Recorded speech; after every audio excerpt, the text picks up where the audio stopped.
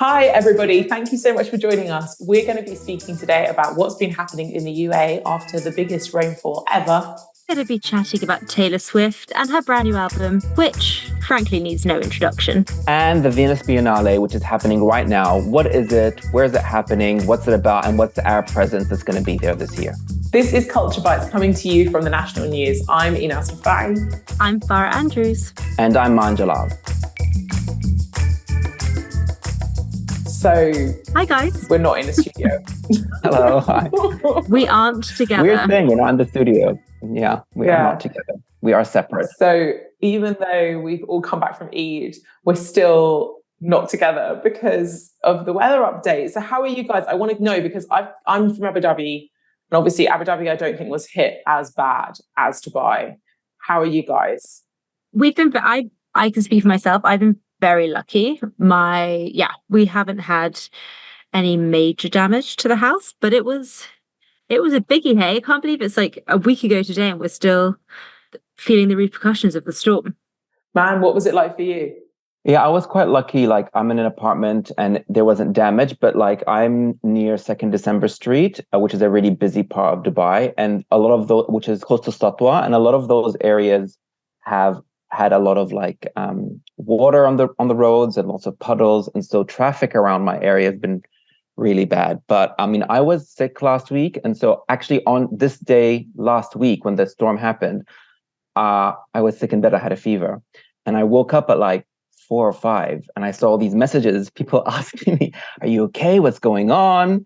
You know, I had relatives from like Iraq messaging me, and I was like, God, word travels that I'm sick, that I have the flu. And then I realized that, hang on, it's not about me. There's actually a disaster happening. Are you saying that you slept through the worst storm that ever happened in the UAE? I'm saying that I was shocked when I was going through it. I'm like, this is happening right now? Because I had my blinds down. I was asleep. I had the worst headache. I had a fever. So I literally slept through it. It's pretty embarrassing. I was going to say, it must have been, so if you woke up around about 4 and you looked out the window, that's around about when it was kind of really kicking off. Yeah. It must have been quite, it was going from like light to dark. Yes. The sky went green at one stage. There was a lot of interest. Like, this is very like, we have solar lights in our garden, and at like 3 p.m. they were all on. Like, okay, it's the middle of the night. No, it's not. Wow. It is just pitch black. And obviously this caused like so much disruption. From where I live, I can see Abu Dhabi Airport. I could not see Abu Dhabi Airport. So I know flights were cancelled, operations were affected completely by everything that was happening. It's just something we've never seen before. It was quite exciting in some ways because never seen anything like it. But obviously my heart goes out to all the people who are still suffering, and hopefully the cleanup operation is well underway. It does look like they're doing an incredible job. And it's a long operation with these kind of like lakes that have appeared. You can't even call them puddles, they are lakes. But we have friends who have had to move out of their house because the whole of the downstairs is flooded, and they've been, on the scale of things, like, still lucky. They're in a hotel, they're safe, they're good, but their house is not holding up well. And it is at the beginning of this week it was still flooded, so it's a lot. It's really sad as well, because even if your house hasn't been damaged, which is great, we're still dealing with like repercussions of it. So like we're all in different places right now, because whether there's road issues or there's big puddles, or we were expecting more rain earlier this week, and so we thought it was going to be worse. So it's kind of still, it's still like we're still stuck in some kind of, it actually feels a bit like COVID, where we have to stay at home and do work. Like it feels a little bit like that, but I mean, obviously not as bad. It felt like that. So it's just a bit like, okay, yeah. That was a nail on the head for me. My children were back at home. I was trying to have a job, run the household, homeschool. I know a lot of parents, they were feeling despair last week because we'd just come back from a 3-week holiday. Yeah. Where all the children had been off for 3 weeks, and then we had another week added to it. That's a month now that they haven't been at school. It's a long time away from school. It is. You know what's a bit strange as well? Not strange, is that like, it's not like there's one area that a lot of houses have been damaged in. In some communities, I know there's been houses that have been damaged and some houses that have not been damaged. And it's the same sort of in every community. So it's kind of like you and your luck type thing. Like you don't know, you can't say, oh, this whole area has been damaged. It's a bit different than other places where if you live in a country where there's a lot of rainfall, you always know that these particular areas, these particular roads will always have issues. So it's a bit messy. Yeah, well, hopefully it's all getting sorted soon. Yeah. I think the government's definitely stepped up to the challenge. I even managed to make it to Dubai over the weekend to go to the White Festival to see Black Coffee, which was lots of fun. And still Dubai being Dubai, bouncing back, people still wanting to be out. The traffic was there to support that. So I think, people are definitely desperate to just kind of enjoy the last bits of the winter. Well, spring, is it spring now? We've got left.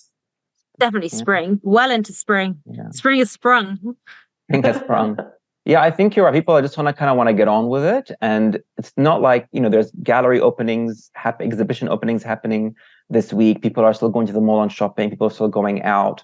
So they kind of just want to get things moving and move on. I think last week there was a bit of a kind of don't go out unless you have to mentality, which I completely was on board with, because listen, if it involves me not leaving the house, I'm thrilled.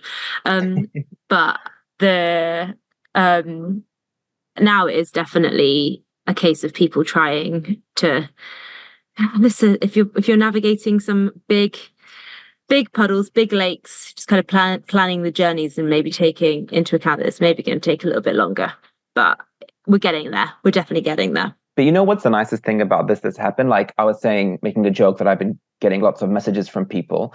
And it's nice because I actually thought, wait, I haven't spoken to this person in a couple of months and they're checking if my house is okay. Like that's been nice. I've been hearing that from a lot of people. They've been hearing from their work colleagues or like people that they've worked with before, or people they haven't spoken to in a while, just checking to see if they're okay, which is that sense of community, I think, in Dubai and in the UAE in general is really nice. People have been doing as much as they can to try and make sure that we've seen there's a group of restaurants that were giving meals to people last week if they'd lost significant things in the floods, and just kind of going down and making sure that they've got food and places to go, and then hotel groups that are offering people places to stay. So there's definitely I think it's Rove hotels are offering discounts for people, and then the Katopi group, which has some burger places and taco places last week, were making sure that people had food. So there is definitely a kind of great community, that always comes through here.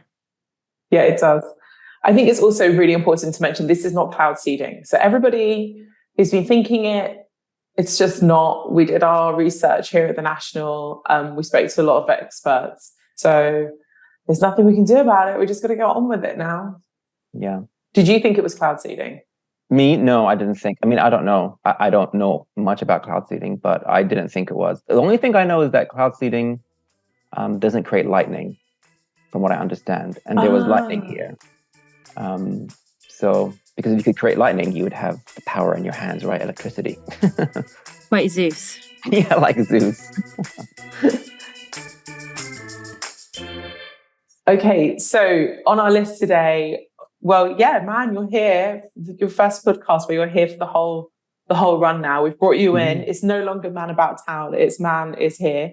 Maan is here. I'm here to annoy you and pester and talk about stuff and interrupt you guys. So hi and sorry in advance. I love it. I'm here for it. So we're going to go on to the Venice Biennale. Yes. Explain to us, what is this? So you may have heard about the Venice Biennale in the past or heard the term, but a lot of people just don't know the details of it. So it's one of the oldest cultural festivals in the world. I think it launched in 1895 or 94. So it's pretty prestigious. It's running from April until November. It's happening in Venice in Italy. And it's basically a big festival that showcases contemporary art, architecture, cinema, dance, theater, from all around the world. It's almost, if you think about it, like Expo in a way, where different countries have a pavilion and they're representing the best art or the artist that represents their country, along with other galleries doing things. People call it like the Olympics of the art world, but I like refer to it more as like the September issue of the art world. It's like it's where all the global trends kind of start or begin. Or if you're an emerging artist and you have an exhibition at Venice, like people will know who you are. Or if you're like a celebrated artist, they will have like a big exhibition about you there. It's kind of the thing that makes makes artists careers, or it cements it.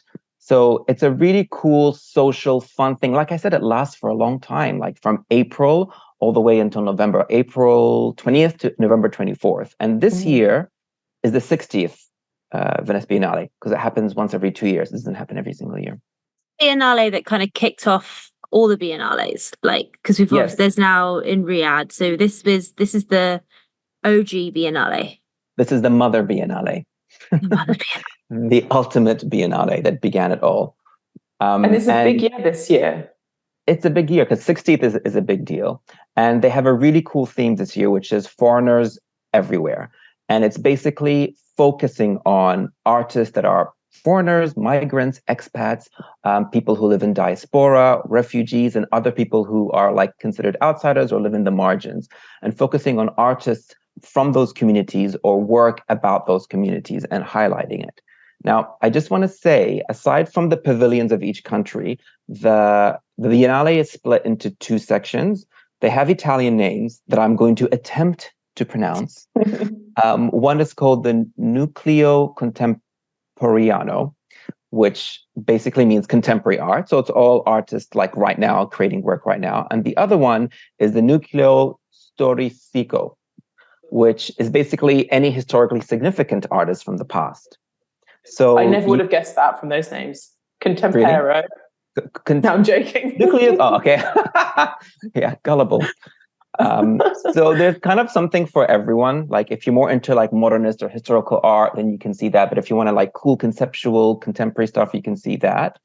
But what's really cool is that there are 331 artists who will be at the Biennale exhibiting work. And of these, there are over 40 Arab artists. Now, some of those are, like I said, artists in diaspora or immigrants, and they're represented by different galleries. But there are 6 Arab pavilions, which will be at the Biennale. 5 of them are showing like solo exhibitions, so one artist, and then one is a group show. It's really cool. It's really exciting because it's just. I mean, if you think about art Dubai in a much more bigger scale, right? Yeah, it's just a cool way to learn about artists from other countries that you maybe have never visited or never been. So the fact that the region has 6 pavilions from the Arab world that are very diverse and from each other is like a really great representation for this region in one of the biggest, most international art festivals. And it's like all different events. Like that's what I loved about Art Dubai as well. We saw dance. This has got the same, right? Cinema, dance, music, theatre, performance. And the Arab countries, there are 6 states, right? So, and the UAE is one. The UAE is one. So I'll go through briefly and tell you about the countries and like a little bit about the artist and what they work, and you'll just see how diverse it all is. So from the UAE, there is a solo exhibition for Abdullah Al-Saadi. Now, he's a very renowned, influential Emirati artist, is like one of the first sort of conceptual artists in the UAE that was doing like really interesting work that he takes things from nature. So for example, in one of his older works, he got these massive rocks from the desert and then on them glued on, the thing that when you're wearing slippers or sandals, the bit, the straps. So he put the straps over the, so imagine like a sandal, but it's made of rock and the top is the plastic with the thing on top. So it was all about this idea of identity and walking through the desert. So his work is really about looking at nature and the environment and what that says about humanity and people in the UAE landscape through the environment. So, which is very cool. That's super cool. Yeah, and then there's Wa'il Shawki from Egypt, and on Instagram, his pavilion or his show is the one that has the longest line that I've seen. There's people literally standing around the block, which is very cool, like waiting to go in. And he's a very interesting multimedia artist, and his exhibition is called Drama 1882. And he's one of these artists that does a lot of research, and he focused on this revolution that happened in Egypt between 1879 and 1882 as a starting point, and then he's created all of this work from there: sculptural, photography, performance. He's very known for creating performance pieces that have like elements of like a play in them. So it's a very multimedia exhibition that focuses on this historical event that happened from a contemporary perspective. So that's very exciting. And then from Lebanon, we have Munira Al-Soh, who is using mythology to talk about, she does painting and embroidery, and she's looking at mythology, Phoenician mythology, to create these narratives about contemporary challenges that women face. So she's also looking at the past and the present and combining it through her work. And then from Saudi, we have Manal Al-Dawiyan, who is an amazing artist, and she's also focusing on women's stories. She did this whole, the exhibition is called Shifting Sands, A Battle Song, and she's exploring the evolving role of women in Saudi Arabia, and that's changed over the past like couple of decades. And part of her research was gathering all these Saudi women in Saudi Arabia and having these big discussions with them and singing with them. And she's using all of that to create work at the Biennale. So it could be sculpture, it could be performance, it could be video. She's also a very interesting multimedia artist. Yeah. That's fascinating. I think like, you know, I just think back to my childhood and what Saudi and the image of Saudi was when I was a kid. And even in my teenage years, like what I imagined when I thought of Saudi Arabia. And that has just flipped, hasn't it? So much in the last 10 years. Like it's a completely different country in so many respects. It's such an interesting place at the moment. So I'm really excited by anything that's coming out of Saudi Arabia, but especially like retelling women's story, because I think for a long time, people just, you know, I mean, I think there was often a Western perception of what Arab women were. But yeah, it's really nice to be able to see that like women like Manal are taking those voices and putting them into, you know, a global community, which is the Venice Biennale. It's great stuff. I was just going to say, like, that's why the Biennale is cool, because it's also kind of capturing a moment in time of what was happening in a particular country, in a particular culture. Like in 10 years from now or 15 years from now, we can look back at like 2024. Oh, this was like a pivotal moment in Saudi history. And like, this was what was being examined and being represented at the Biennale back at that time. You know, this is why I kind of like art festivals as a time capsule almost of what was happening. Oh, well, what you've just said is an even better seg, because I was going to say we can't not talk about the Israeli pavilion. Have you guys read about it? So I saw a headline. I haven't read anything. So there was due to be an Israeli pavilion, exactly kind of what Maan just described, kind of art installation like that is representative of the country. Everything was due to open last week, and then the artist has put up signs on the outside of the space where the exhibition was due to be held that read, "The artists and the curators of the Israeli pavilion will open the exhibition when a ceasefire and hostage release agreement is reached." So it's the kind of, the art has kind of been held back in like a very, very high profile way, in very, very high profile space, to kind of make this really, really significant statement. The artist is Ruth Patir, an Israeli artist who's spoken to the New York Times about the statement that she's making. And she says she hates it, but she thinks it's important. This is so much bigger than me, is what she's kind of said about the statement that she's making by withdrawing the art from, or potentially temporarily or long-term, withdrawing the art from the Biennale. That's so interesting, isn't it? How it's become like a political space, but I suppose art is so political. Yeah. I was just going to say, like, even her doing that is an art statement in itself. You know what I mean? People will talk about her, you know, posting these signs is a political, it's an artistic statement. It's using this platform as well to remind everyone. Like, we don't know if that wasn't kind of part of her plan the whole time. Like, I'm sure there was art ready to go and like a kind of piece there, but the kind of, there is the potential that this was always going to be a statement, or it could have been like a last minute decision to kind of pull the piece. But the decision does there was a there was a kind of movement and an online letter signed by more than 20,000 artists and cultural personalities, kind of calling for the exclusion of the pavilion from the fair. So there was kind of conversation. Even if it was a stunt, I love a stunt like this that has meaning, as opposed to, I don't know if you guys remember at Miami a couple of years ago where the guy just put a banana on the wall. Like this makes a bit more sense, and I can get behind this. Like the banana, like, okay, interesting, but it's this doesn't scream stunt. It says like statement. Exactly. Yes, from stunt to statement. I love that. I love that. Yeah, I'm going to take that. That could be a headline somewhere. Write it. Be. Oh wait, we're writers. Hey, Maan will have a story tomorrow from stunts to statements. We'll make it happen. I just want to mention one more thing before we move on from the Venice Biennale. Is Amaan's participation in the Biennale is Raz, one of our writers, interviewed the artist. So it's the only group exhibition from the Arab pavilions, and it's called Melaf Haven, and it's Oman highlighting the work of 4 Omani artists who are responsible for stimulating and like revitalizing the Omani art scene. And so, which is very cool. Like we don't hear that much about what's happening in Oman in terms from the art scene. So I was really excited to see that they were not only things happening in Oman, but these 4 artists whose names are Ali Al Jabri, Isa Al Mifra'i, Sara Al Ulaqi, and Adham Al Farsi their work and their group exhibition is being taken to Biennale. So I just think that's really cool. It's the only group exhibition from the Arabs, and it's these artists who are right now being innovators in Oman, which is very cool.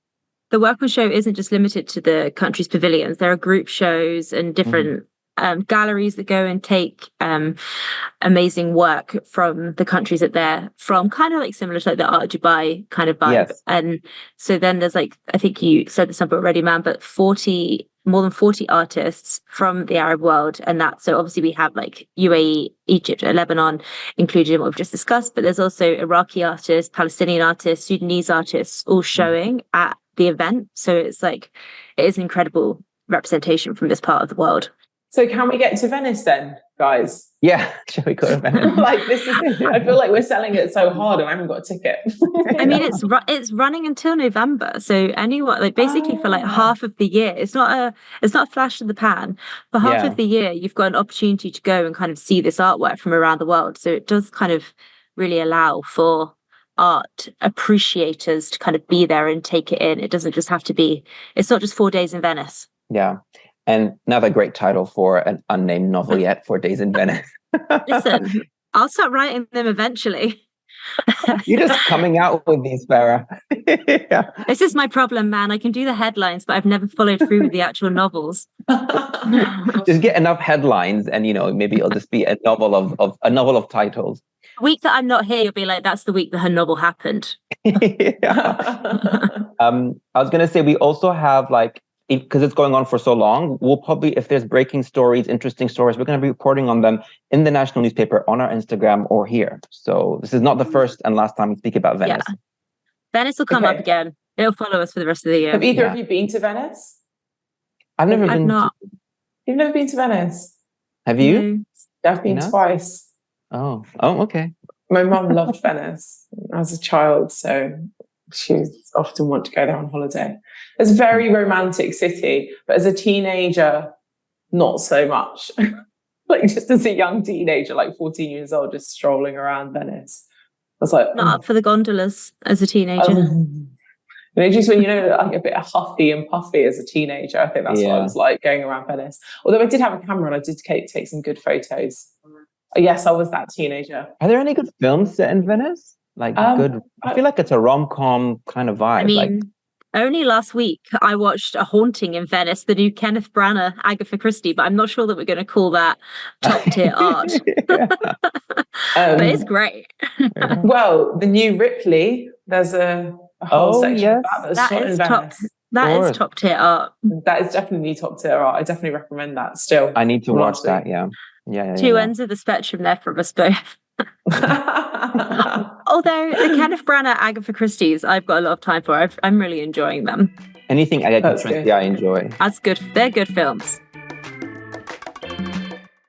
So I suppose now that's a good segue then, Farah. Farah, what else are you enjoying at the moment? Oh, on the topic of top tier art, yeah, I can talk top tier art.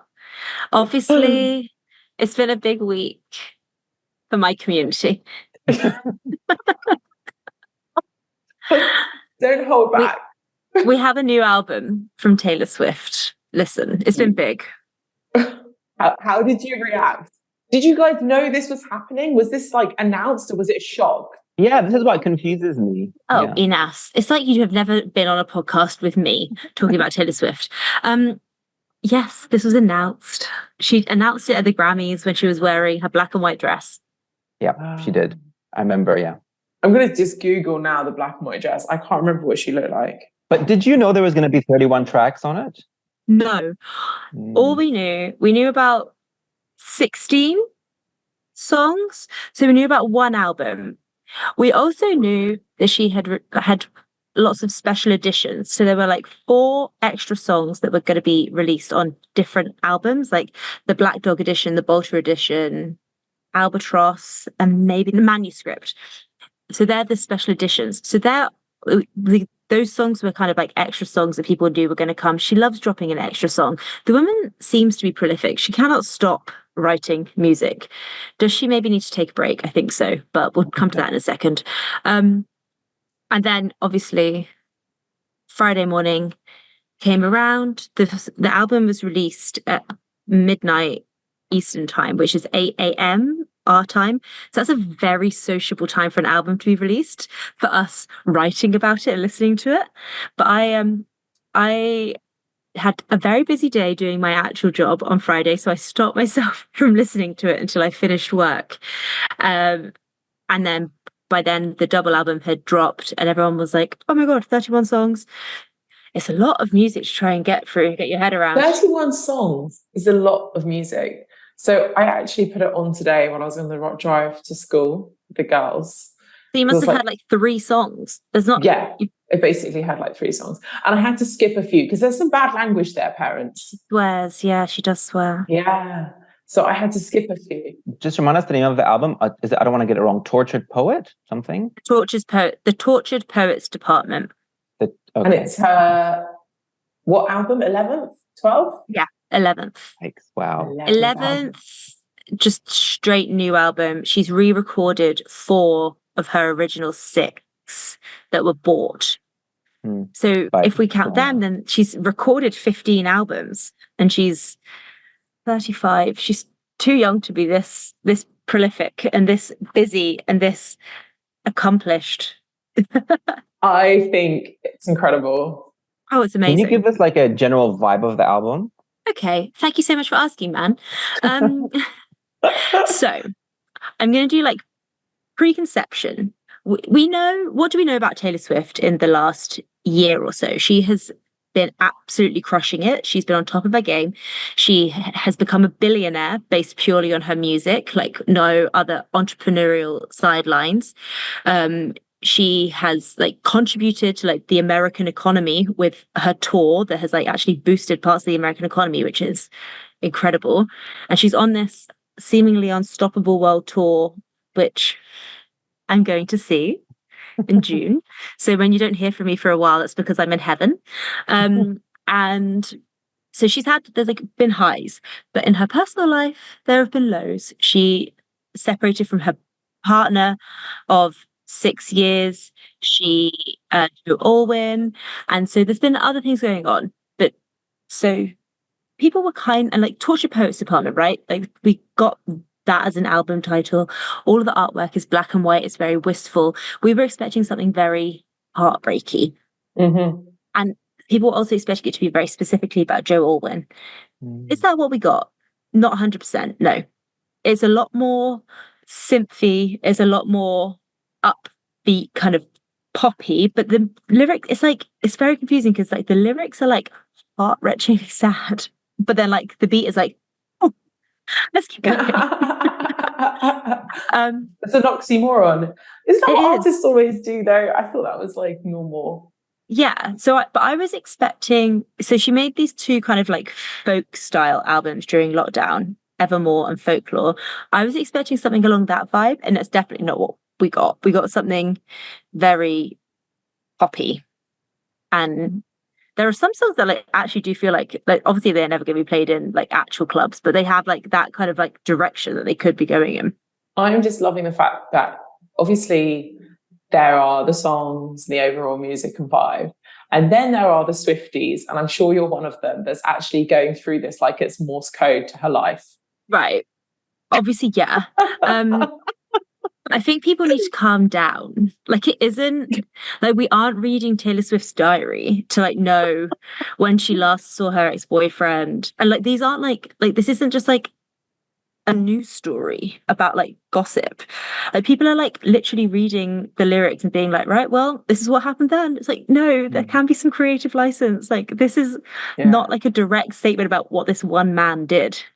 But people love that though, don't they? I mean, the rumor mill, just as soon as she dropped, and she doesn't, she hasn't left anything out. She's dropped 30 songs. And I mean, I just looked at, is it Thank You, Amy? That was the one song I listened to without the children in the car because there's definite swearing in that. And everybody's speculating it's all about Kim. So that's of Taylor's own making because... Okay, so we believe this rumor. No, it's not necessarily we believe the rumor, but it's like Taylor's created this rumor because, yes, the song's called Thank You, Amy. Old school Taylor Swift used to do a thing where in like, in like album books, you get all the lyrics. Taylor used to go in like her original, like up until like, in 1989, I think it was, the lyrics would all be written out in lowercase, but she would put capital letters in random words. And then that would be like the message of the song. She'd literally spell it out. And that's what she's done with Thank You, Amy, because the whole song title is lowercase, apart from the letters K, I, and M in Thank You, Amy, in like the song title. So Taylor handed us the word Kim. And it's a song about an argument. It's definitely a song about beef. So that doesn't take... It's a song almost about bullying, though, as well. It's a song about someone feeling really upset with somebody. And like, we know parts of what was played out publicly, which they did, like the Taylor and Kim, like Kim releasing audio footage of parts of what Taylor has said, like the very curated feud there. Who knows what was real, what wasn't.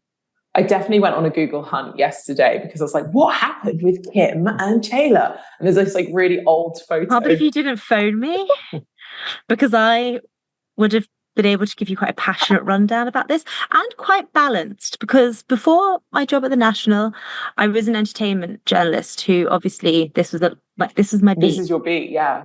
It's like where like the whole like I have the receipts comes from in like cultural. Like obviously that was the same, but it's become like very culturally significant because Kim kept on saying she had the receipts from Taylor. She had the receipts from Taylor, and like, but yeah, she didn't though. And that whole snake thing, Snake Gate. Snake Gate. She released the audio on International Snake Day or something. And now Taylor fans just comment snake on everything Kim does. Have I ever commented a single snake? No, because I'm not that person. But You're also not 15. The year of the snake, yes. But you know who else was? Taylor Swift. So. But did you know that Kim's lost 100,000 followers over the last 24 hours, apparently, since this whole thing?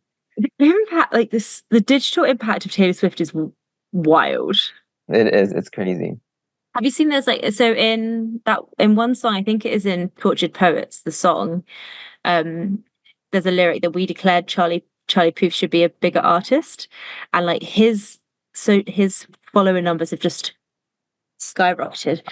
I would love to have been there when Charlie Puth heard that for the first time, being like, what is this? Yeah. Who is he? Have you researched him? Come on, Farah, you definitely have. No, he's a singer. You've heard of him. He's not huge. He should be a bigger artist, says Taylor. But I've heard of the name, but I can't predict. But I wanted to ask you, Farah, actually, since you know all the albums so well, like, where do you think this fits? Like this album, like, where do you think it fits in? Like, do you think it's her best work so far, or do you think it's an evolving work, or like, because there's a lot of discussion about that online. it's so subjective. Just to Maan, I feel like I'm being interviewed by him. This Sorry. is wonderful. Just getting Is a it because taste you of what know it her is to so be. well? I'm actually curious. I'm getting a taste of what it is to be an artist in the UAE being interviewed by Maan. Right, I mean, it's a very subjective question. In the Nationals ranking of all 11 of her albums done by Saeed, our music journalist, he put it in at number 7, which I think is maybe fair. I like it maybe a bit more, but that's me. I like the Easter eggs in the album. I do like that she's definitely put things in that like fans know are stories. I think people need to not take it too seriously, but I do like the kind of bits to pull apart. She was dating an English singer called Matty Healy. I find it incredibly uncomfortable calling a grown man Matty, but here we are. From the 1975, we all know who that is, right? Yeah. I was genuinely, I wanted like a heartbreaking just album to sit in the corner and cry to. Like I needed something that was going to be my, oh, I need to cry today. I'm going to put this on. But I guess I just still have Adele for that. Is it 21 that's Adele's like? Yeah. So I've still got 21. I don't have Torture Poets for that. A lot more of it is about Matty Healy than I was expecting. Interesting. I really like the kind of folklore, more whimsical, folky style of Taylor. But then I also do like super pop, like 1989. So I've got complexities in this, but it's not my favorite, but I like it. Maybe it's going to grow on you as well, though. I find that sometimes with new albums. I read a rumor that, and I don't know whether Farah, you might have already heard this, but the Black Dog pub from South London has been mentioned in this album. Is that true? Yeah, it's in Vauxhall, right? Yeah, I used to go there all the time. I was like, what? Can I bump into Taylor? The link there is that her ex, Joe Alwyn, might have gone to that pub after they broke up. So that's a whole album. That's a whole song about like when you break up with someone and you don't know where they are and you're kind of like feeling a bit at a loss of where they like. But that pub must be feeling some good traffic this week. Yeah, they do a great roast. I mean, it's very generic though. It's not like, like when you see like in England, there's lots of different pubs and people go to pubs all the time and it's not necessarily just to drink. It's often to eat and there's social spaces. Okay. But it's not that interesting, that pub. It's quite generic. It's in a really handy location for where I used to go to university. So when, without being like that, like culture snob, she has a song on her album Lover called London Boy, which is about Joe Alwyn, her ex-boyfriend who's from London. And in that song, she like lists all like the places that she goes out in London. But it's like in that, she doesn't show herself to be like particularly sophisticated about her London night out taste. She's like, she goes out in Camden, she goes to Bond Street, she goes for a night out in Shoreditch. And everyone's like, okay, well, yeah, you've listed like top level. She didn't really, her music dig much deeper into London's cultural scene. Like, can she go anywhere? I mean, did we know that she spent like 4 years living in London, like low key?